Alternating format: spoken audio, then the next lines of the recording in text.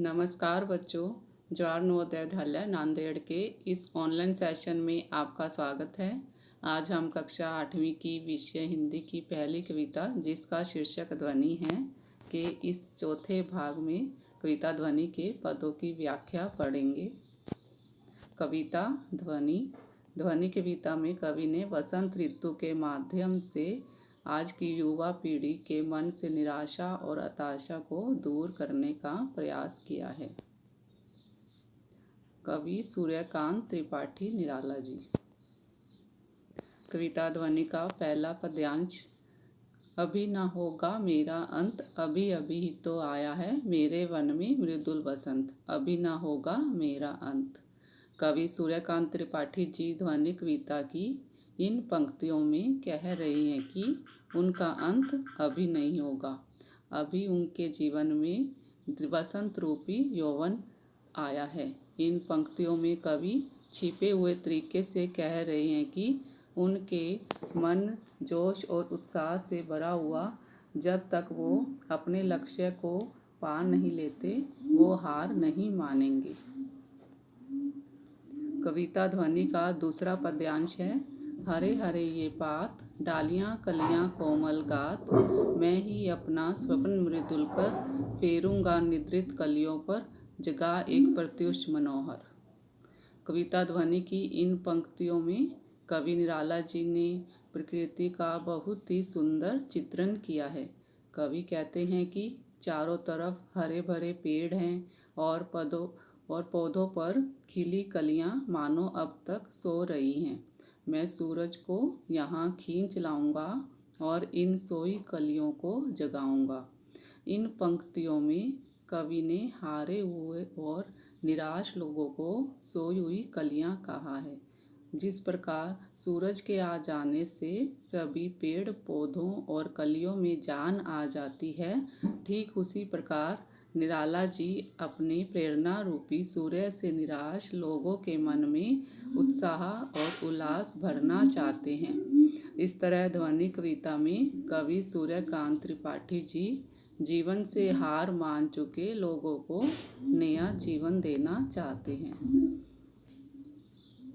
कविता ध्वनि का तीसरा पद्यांश। पुष्प पुष्प से तंद्रा आलस, लालसा खींच लूँगा मैं, अपने नवजीवन का अमृत सहर्ष सींच दूंगा मैं। ध्वनि कविता की इन पंक्तियों में कवि वसंत रूपी उम्मीद बनकर सोए अलसाए फूलों रूपी उदास लोगों से आलस और उदासी भार निकाल लेने की बात कर रहे हैं। वो इन सभी लोगों को नया जीवन देना चाहते हैं। इसलिए उन्होंने कहा है कि मैं हर पुष्प से आलस व उदासी खींचकर उसमें नए जीवन का अमृत भर दूंगा। ध्वनि कविता का अंतिम पद्यांश। द्वार दिखा दूंगा फिर उनको, है वे मेरे जहां अनंत, अभी ना होगा मेरा अंत। ध्वनि कविता की इन पंक्तियों में कवि निराला जी कहते हैं कि मैं सोए हुए फूलों यानी निराश लोगों को जीवन जीने की कला सिखा दूंगा। फिर वो कभी उदास नहीं होंगे और अपना जीवन सुख से व्यतीत कर पाएंगे। कवि का मानना है कि अगर युवा पीढ़ी परिश्रम करेगी तो उसे मनचाहा लक्ष्य मिलेगा और इस आनंद का कभी अंत नहीं होगा। इस प्रकार कवि कहते हैं कि जब तक वे थके हारे लोगों और युवा पीढ़ी को सही राह नहीं दिखा देंगे, तब तक उनका अंत होना असंभव है। इस प्रकार कविता ध्वनि के माध्यम से कवि ध्वनि अपनी अंदर की आवाज़ के माध्यम से अपनी कविताओं से लोगों को प्रेरित करना चाहते हैं, युवा पीढ़ी को प्रेरित करना चाहते हैं, ताकि उनमें से निराशा को दूर किया जा सके।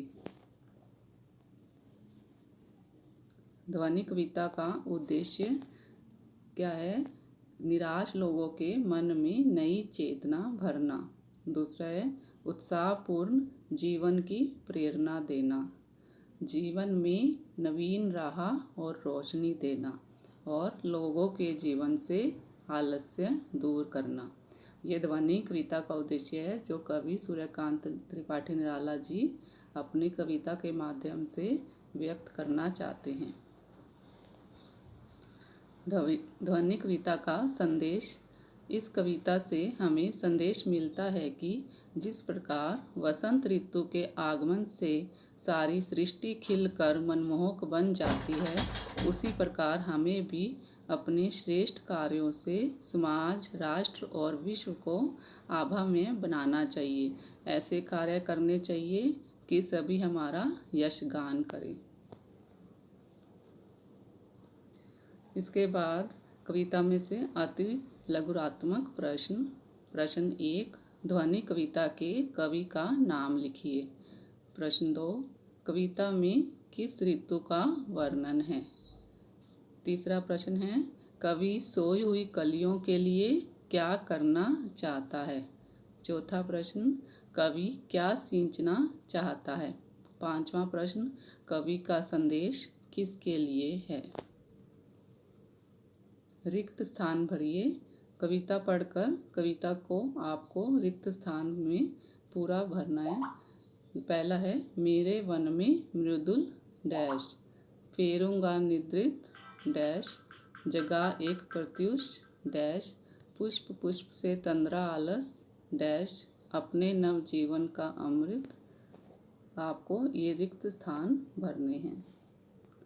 इसके लघुत्तर प्रश्न हैं। पहला प्रश्न, निद्रित शब्द का प्रत्यय और मूल शब्द आपको लिखना है।